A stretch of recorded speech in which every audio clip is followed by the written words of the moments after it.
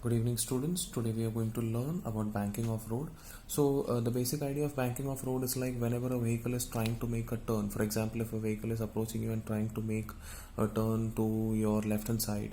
So basically what happens, that vehicle has a tendency of slipping on the outer edge of the road. Okay, so in order to avoid that slipping, either you are supposed to reduce the speed of the vehicle, or you are supposed to increase the friction of the vehicle, or there is one more option that maybe you can lift the outer edge a bit, okay, so that the vehicle may not slip to the upper edge or higher edge of the road. Okay, so this procedure where you are lifting the outer edge of the road in order to avoid slipping is called as banking off road.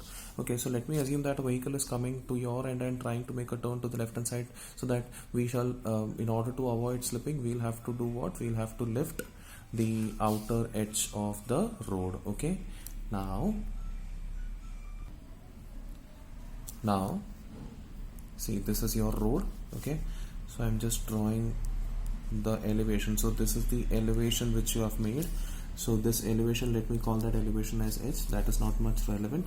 The angle made by horizontal and the road will be called as angle of banking. Okay, so let me assume that since the vehicle is approaching your end, let me represent the vehicle with the help of a box or a block. Okay, so this vehicle will be having its weight acting downward, that will be mg, and it will be having a friction along the surface of road. Now why it is inward? The vehicle always try to slip outward, so in order to avoid that slipping tendency, friction will always be acting inward. Okay, and apart from that, you will be having a normal reaction which will always be perpendicular to the surface. Okay, so now first what I'll do, I'll draw the free body diagram of this image.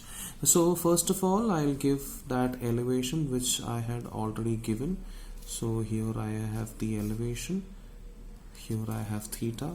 Okay, so I'm representing the body with the help of a dot. As mentioned earlier, there is mg acting downward, there is a friction acting along the surface. Okay, and apart from that, perpendicular to the surface, we have a normal reaction. Since this is theta, I can say that this particular angle made with horizontal by f will also be equal to theta. So if this is theta, I can clearly say that this particular component can be called as f cos theta. Okay, and the other side can be called as f sin theta. Now speaking about normal reaction, again normal reaction can be resolved into two components. Since this is theta, this will be 90 minus theta, and the other angle will be theta. Now again that will give us n cos theta on the upper end and n sin theta on the lower end. So this will be the free body diagram of image what you're trying to make. Okay, now coming back, let us proceed further. If you'll observe the forces acting horizontally, that is f cos theta and n sin theta, you'll observe these two forces. These two forces are trying to act horizontally. That means since the vehicle is trying to make a horizontal turn, it is actually acting along the radius of curvature of the vehicle. That means along the direction where centripetal force was supposed to act. In short, I can conclude that these two forces are trying to behave as centripetal force. That will give us centripetal forces mv square upon r will be equal to these two forces, that is n sin theta plus f cos theta. And we have one more equation. You'll see vertical forces over here. We have n cos theta, f sin theta, and mg. Since the vehicle is in equilibrium along vertical path, therefore I can say sum of all vertical forces will be equal to 0. That will give me, on the upward direction we have n cos theta, that means plus n cos theta. On the downward direction we have two forces, that is minus f sin theta and minus mg will be equal to 0. This can give us mg is equal to n cos theta minus f sin theta. This will be my equation number 2. This will be my equation number 1. Okay, now let's try to combine these two equations. When I'll combine means so we are dividing equation 1 and 2. So when we'll divide equation 1 and 2, you can see m gets cancelled.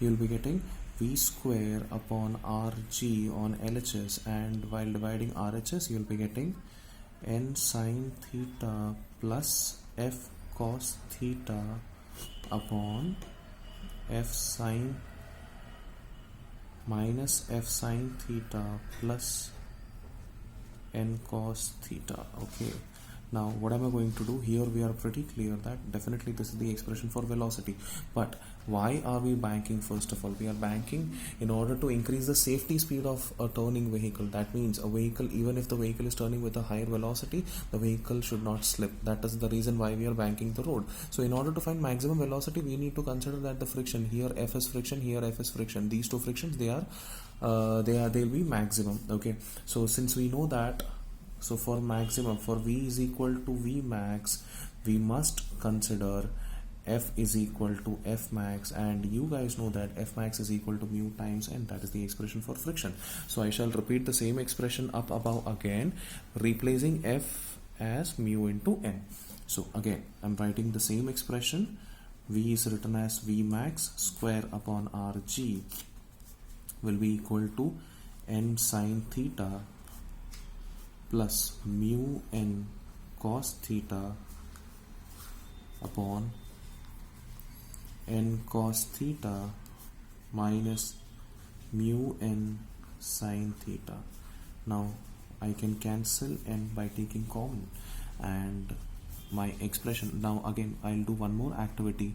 What I'll do, divide numerator and denominator by cos theta. Okay, so I'm dividing numerator and denominator by cos theta. So while dividing with them, the sin theta upon cos theta will be tan theta, cos theta upon cos theta will be 1. Here I will be left with mu. In the denominator, here I will be left with cos theta upon cos theta 1, and here sin theta upon cos theta tan theta. So the expression goes around like this. So the final expression goes as V max. So I'm taking Rg that side, so Rg, and square goes that side to become square root, and then I'll be getting the inside expression will be over here. Cos upon cos is mu, so mu plus sin upon cos is tan. I'll be having tan upon cos 1 minus mu sin upon cos tan theta. So this will be the final expression of V max, as you can see. Okay, here also we have two conditions. If at all there is no friction, if there is no friction on the road, that is, substitute mu is equal to 0 in this expression, then you will get optimum velocity as root of Rg tan theta. At the same time, if there is no banking, that is, if theta is equal to 0, then you will get optimum velocity as root of mu Rg. So this is the maximum velocity with which you can turn with no friction but banking. This is the maximum velocity with which you can turn if you have friction but no banking. Thank you.